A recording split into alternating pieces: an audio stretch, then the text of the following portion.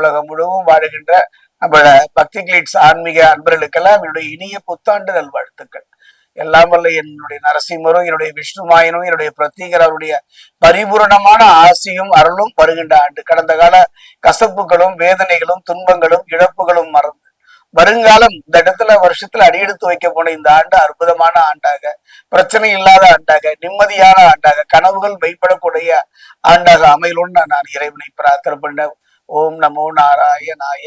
மார்கழி மாதம் 17ஆம் தேதி வியாழக்கிழமை சுக்லபட்சத்து துவாதசி திதி. அதே நேரம் நட்சத்திரம் என்னன்னு பாத்தீங்கன்னா கிருத்திகை நட்சத்திரம். பஞ்சபட்சியில பாத்தீங்கன்னா வல்லூறு வலுவிடுக்கின்ற ஒரு கால நேரம்.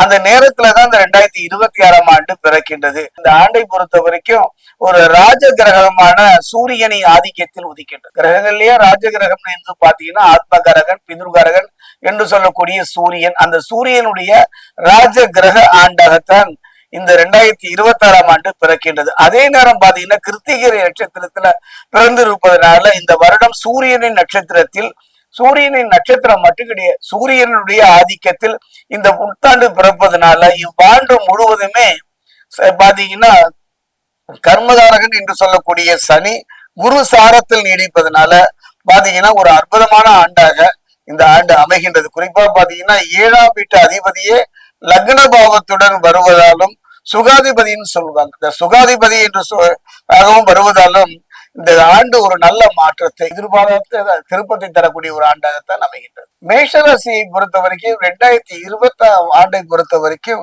கஷ்டங்களும் கண்ணீரும் துன்பங்களும் துயரங்களும் மாறுகின்ற ஒரு ஆண்டாக அமையுமா என்பதை இப்ப நம்ம சோடி பிரசன்னத்துல பார்க்க போறோம். அதே நேரம் பாத்தீங்கன்னா இந்த ஆண்டு முழுவதுமே நான் சொன்னேன் அல்லவா, சனி பகவானை பொறுத்த வரைக்கும் இந்த ஆண்டுல பாத்தீங்கன்னா திருக்கணித பிரகாரம் பாத்தீங்கன்னா சனி பகவானை பொறுத்த வரைக்கும் மீன ராசியில் இருக்கிறார். மீனம் என்பது குருவினுடைய இடம். மேஷம் தலையாக கொண்டால் பாதமாக மீனத்தை கொள்கின்றோம்.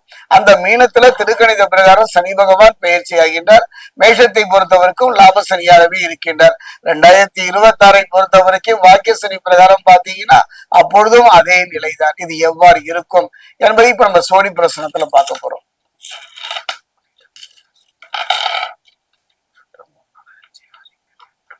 மேஷத்தில் இருக்கக்கூடிய அஸ்வினி, மேஷத்தில் இருக்கக்கூடிய பரணி, மேஷத்தில் இருக்கக்கூடிய கிருத்திகை 1ஆம் பாதம்,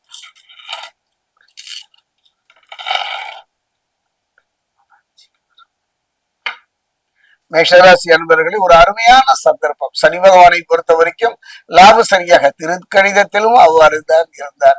வாக்கிய பிரகாரம் சனி பகவானை பொறுத்த வரைக்கும் அந்த நிலைதான். சனி பகவானை பொறுத்த வரைக்கும் ஒரு நல்ல ஒரு யோக நிலையை தரக்கூடிய அற்புதமாக ஒரு காலகட்டமாக அமைகின்றார். அதே நேரம் பாத்தீங்கன்னா வாழ்க்கை என்பது ஒரு வட்டம் மாதிரிதான். அந்த வட்டத்துல மேலும் கீழும் நகர்வது நம்முடைய வாழ்வியலாக போய்விட்டது. அந்த வகையில பார்க்கும்போது மேஷராசியை பொறுத்த வரைக்கும் சற்று கவனமாக நிதானமாக பொறுமையாக இருந்து விட்டாலே போதும், பிரச்சனைகள் இல்லாத நிம்மதியான ஒரு காலமாக அமையும். அதே நேரம் பாத்தீங்கன்னா சனி பகவான் மட்டும் இதுவரை நம்முடைய வாழ்க்கையில பொறுத்த வரைக்கும் எத்தனையோ ஏமாற்றங்களை சந்தித்தவங்களுக்கு இந்த 2026ஆம் ஆண்டு ஒரு நல்ல முடிவு எடுக்கக்கூடிய ஒரு நல்ல நிலையை நோக்கி நகரக்கூடிய ஒரு அற்புதமான ஆண்டாக அமையும். அதே நேரத்தை பொறுத்த வரைக்கும் கவனம் மிகுந்த ஆண்டாகத்தான் இதை கருதுகின்றேன். இந்த ஆண்டை பொறுத்த வரைக்கும் சில விஷயங்களை எப்பொழுதோ செய்த தவறுக்கு இப்பொழுது பதில் சொல்லக்கூடிய ஒரு ஆண்டாகத்தான் இந்த ஆண்டு அமைகின்றது. நமக்கெல்லாம் தெரியும் கடந்த ஆண்டுல இதே நிலைதான். அதாவது ஒரு மனிதனுடைய வாழ்க்கையில அனுபவம் பாடமாக இருக்கலாம், வாழ்நாள் கூட அந்த அனுபவத்தை நாம் தொடர்ந்து இருக்க முடியாதுல்ல. அந்த வகையில் பார்க்கும்போது மேஷராசியை பொறுத்த வரைக்கும் லாப சனியாகத்தான் பலன் தருகின்றார். அதே நேரத்துல இந்த 2026ஐ பொறுத்த வரைக்கும் 2 கிரகங்களுடைய பயிற்சியை பார்க்க போகின்றோம். ஒன்று ராகுடைய பயிற்சி இந்த ஆண்டினுடைய இறுதி பகுதியில மத்தியமத்துல குரு பயிற்சியை சந்திக்க போகின்றோம். அந்த வகையில 2026ஆம் ஆண்டை பொறுத்த வரைக்கும் நிம்மதி தருகின்ற, பிரச்சனை இல்லாத, குழப்பம் இல்லாத ஒரு ஆண்டாகத்தான் அமைகின்றது. இந்த ஆண்டை பொறுத்த வரைக்கும் இந்த ஆண்டு முழுவதுமே உங்களை காத்து நிற்பது என்னன்னா பித்ருக்கள் தான், முன்னோர்களுடைய ஆசி தான், முன்னோர்களுடைய வழிபாடு தான். ஒவ்வொரு அமாவாசை, அது ஏது அமாவாசையாக இருந்தாலும் ஒவ்வொரு அமாவாசையிலும் மறைந்து போன நம்முடைய முன்னோர்களுக்கு நாம் செய்கின்ற முழுமையான ஒரு அந்த அவர்கள் செய்யக்கூடிய அந்த கடமை நாம் வாழும் முழுவதும் நம்மை நகர்த்தி வரும். அந்த வகையில 2026ஆம் ஆண்டை பொறுத்த வரைக்கும் கஷ்டங்களும் கவலைகளும் இல்லாத ஒரு ஆண்டாகத்தான் அமைகின்றது.